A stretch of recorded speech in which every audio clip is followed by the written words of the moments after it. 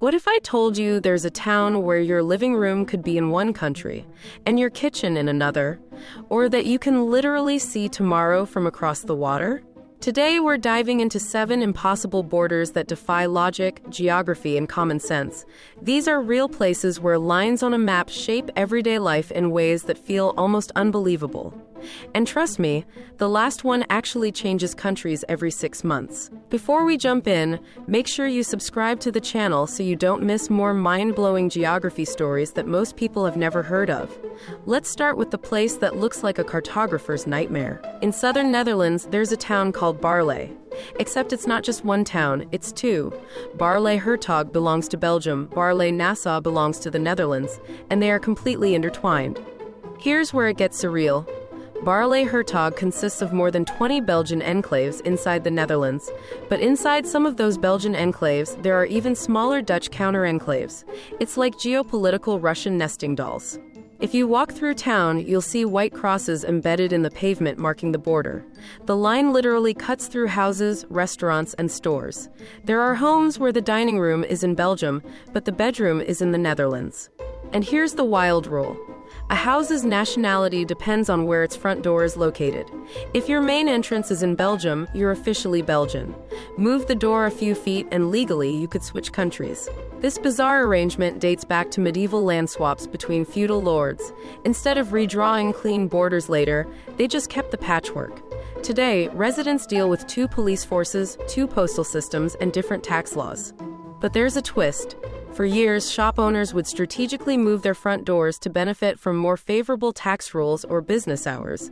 During COVID restrictions, some stores even operated on one side while the other was shut down.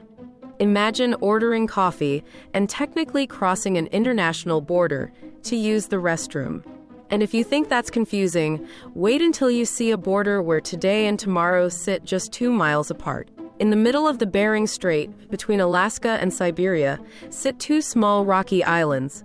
Diomede Islands are separated by just 2.4 miles of water. One island, Little Diomede, belongs to the United States. The other, Big Diomede, belongs to Russia. Here's the mind-bending part. They are separated by the international date line. That means there's a 21-hour time difference between them. From Little Diomede in Alaska, you can literally look across the water and see tomorrow. Russia is almost a full day ahead. So technically, you could celebrate New Year's Eve in the US, look across the water, and see people who are already living in the next year. During the Cold War, this gap was nicknamed the Ice Curtain. It symbolized the divide between 2 superpowers. Big Diomede is now mostly uninhabited except for a Russian military presence, while Little Diomede has a small indigenous community of about 80 residents. In winter, when the sea freezes, the distance between the US and Russia becomes walkable in theory. But crossing it is highly illegal without permission from both countries. In just 2.4 miles, you cross not only a border, but time itself. And speaking of complexity, our next case was once considered the most complicated border system on Earth. Case 3, Cooch Behar Enclaves, India and Bangladesh. Until 2015, the border between India and Bangladesh in the region of Cooch Behar was a chaotic puzzle of enclaves within enclaves. Cooch Behar contained over 100 Indian enclaves inside Bangladesh, and Bangladesh had dozens inside India. There was even a third-order enclave, a piece of India inside Bangladesh, inside India, inside Bangladesh. These enclaves were remnants of 18th century agreements between local rulers. For decades, residents lived in legal limbo. Many had no access to basic services because they were technically citizens of a country they couldn't easily reach.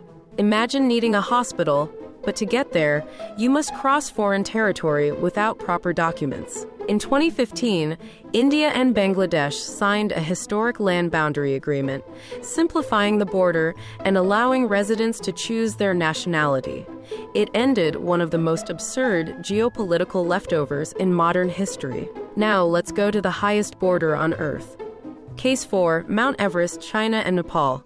The summit of Mount Everest sits directly on the border between Nepal and China. At 29,000 feet above sea level, the world's tallest mountain is literally split between 2 nations.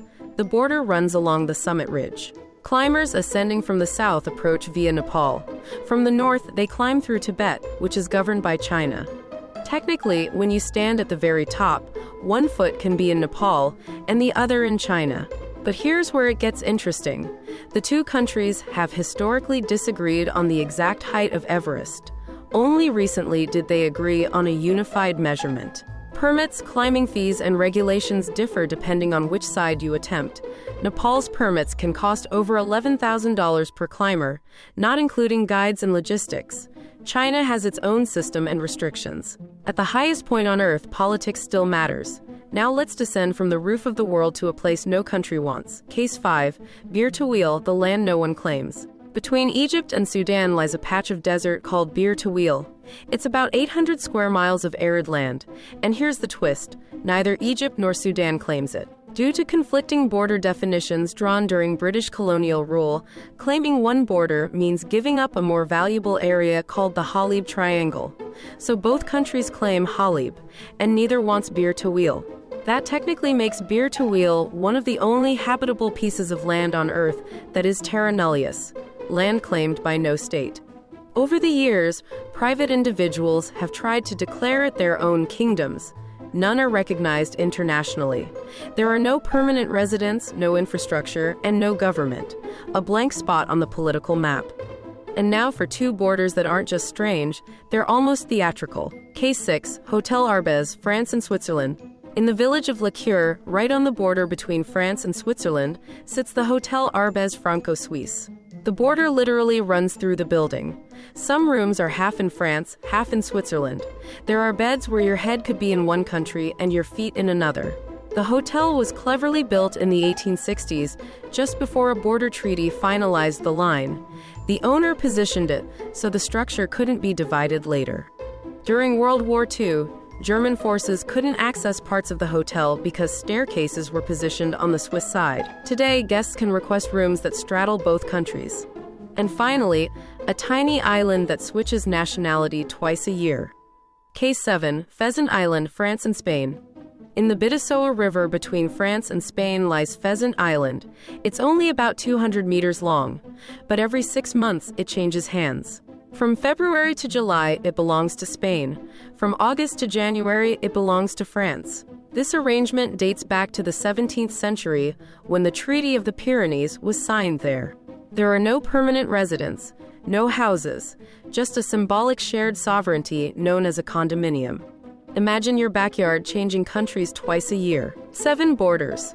7 reminders that the lines dividing our world are often stranger than fiction. Which of these felt the most absurd to you?